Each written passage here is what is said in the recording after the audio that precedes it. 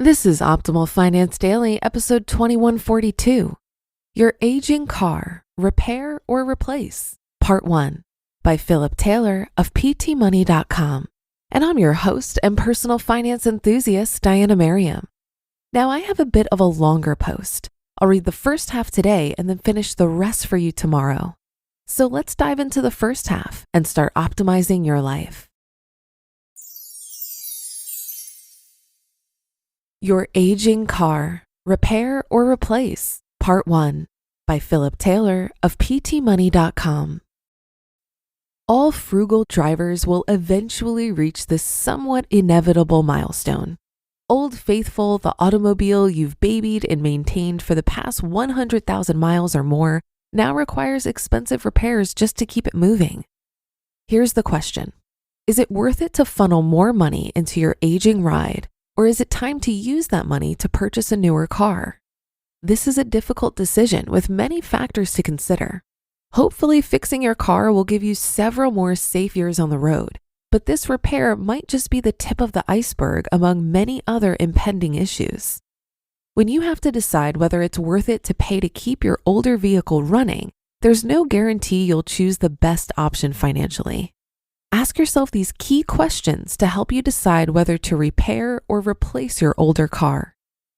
Number 1, how safe and reliable is the car? Safety is a concern for all drivers. If you're driving a much older car, over 2 decades old, chances are you're spending a fair amount of money on repairs and maintenance. Auto safety standards have come a long way in the past 20 years, so the older your vehicle, the more likely you'll need to consider an upgrade. Keeping you and your family safe is a high priority. Even if the safety standards are up to par, reliability can be a big issue with older cars. Is your vehicle spending more time in the shop than in your driveway? In that case, it may be time to find a newer car and save yourself the hassle and expense of frequent repairs. Number 2, how much will this repair cost? Before you agree to any work done on your car, get an estimate in writing. That will help you decide several things: how you'll pay for the repair, how much more time you'll need to drive the car to make the repair worthwhile, and how much car that same repair money would be able to buy if you instead decide to start over with a new car. Number 3, how much is the car worth? This part of the equation is not nearly as simple as it sounds. For auto insurance companies, it's straightforward subtraction. The car's value minus the cost of repairs. If that number is 0 or negative, they total the car. For the rest of us, however, the car's value also encompasses the idea of what it's worth to you to be free of a car payment, to not have to take public transportation to work, and how much you love the car. Don't laugh, I've known many responsible adults, myself included, who were head over heels in love with their cars. It's also a good idea to check Kelley Blue Book or Edmunds to learn the value of your car. Be sure to truthfully represent your car's history when you fill out the information, including mileage, maintenance, and any accident history. That will result in the most accurate possible valuation. The car's value is a highly subjective measurement when it includes these metrics, so it's important to sit down and decide ahead of time how much you can afford to put into repairs. Number 4, how much do you owe? You may still owe some money on the car. Of course, if you've owned your vehicle for a decade or more, you won't have a loan balance remaining.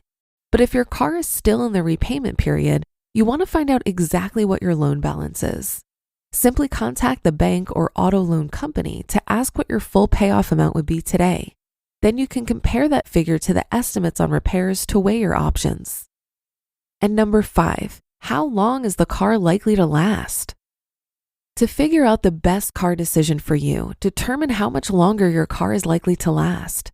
Thanks to the internet, this is a pretty easy question to answer. With a few words in a search bar, you can do a great deal of research on when your make, model, and year of car typically becomes a burden. If you have a repair estimate in hand, combine that info with what you can learn about your car's usual lifespan. Chances are someone else out there has encountered a similar problem with a comparable car. Go onto the car's online forum to find out some real customer information on their experience with the vehicle. Other customers can help you find out how much more drive time you'll get if you go ahead and repair your car. A good rule of thumb is to only spend about $1,000 per year on further service and maintenance. This is almost guaranteed to be lower than you'd have to spend on a newer car payment. Unfortunately, with these kinds of money decisions, you won't really know for certain if you're making the best choice. The best you can do is gather solid information to help you decide, along with saving for repairs and/or a new car as well. Alternative, dump the car payment and rent instead. We do it with our housing. Why not transportation? Have you considered renting a car occasionally instead of buying? This is what Tommy Grover does. I met Tommy at an online entrepreneurs networking function last weekend. She confidently told a group of us that she doesn't own a car. Instead, she rents a car only when she needs it. Knowing Tommy lived in the sprawling suburbs of the Dallas-Fort Worth Metroplex, where everyone needs a car, I thought this was impressive. We've all heard of people near urban centers making use of car share or rental services like Zipcar and Car2Go, but those services have yet to reach the burbs. Renting occasionally versus buying a car outright. Instead of buying a car, which would come with insurance and maintenance costs, not to mention a car loan or large cash outlay, Tommy has decided to rent. Tommy rents mostly from Enterprise, who has a location just 2 miles from her home. Enterprise will pick you up, which in Tommy's case gives them a leg up on the competition. Many people are taking Enterprise up on this offer. I spoke with a representative and they said roughly half of the customers who rent from their neighborhood rental locations use the Pick Me Up service. Enterprise also has weekend rates as low as $9.99 per day. This is limited to 100 miles per day, but Tommy says this is often more than enough for her weekend speaking gigs. Joining the Enterprise Rewards program, Enterprise Plus, has also been a good way to lower rental prices and occasionally qualify for free rentals and upgrades, says Tommy. I'm certainly inspired by Tommy's story. It made me reflect on my own situation. Maybe an out-of-the-box vehicle solution would work best for you. To be continued. You just listened to part 1 of the post titled Your Aging Car, Repair or Replace by Philip Taylor of PTmoney.com. This article really made me reflect on the cost of car maintenance, as I've somehow been able to avoid any major repairs on mine. I bought my 2010 Mazda 3 over 3 years ago for $6,000 cash, and it had 80,000 miles on it at the time. I recently bought a new battery and changed out the spark plugs. But aside from routine oil changes, the only other real expense I've had with my car were a few minor issues with my tires that were easily fixed. While there are costs to maintain any car, I think the key inflection point where you're going to save the most money is at the time you're buying the car. I've heard that many people buy new cars because they're looking for something reliable, but in my experience, you can easily check this box with a used car. And because a car is a quickly depreciating asset, it was important to me to spend as little as possible on something that would last me a long time. When I was picking a car, I consulted a list of makes and models that were recommended by Mr. Money Mustache. He states that the key to finding a reliable car is to throw away all the anecdotal personal stories that you might have heard and look at a source that actually collects this data from thousands of people.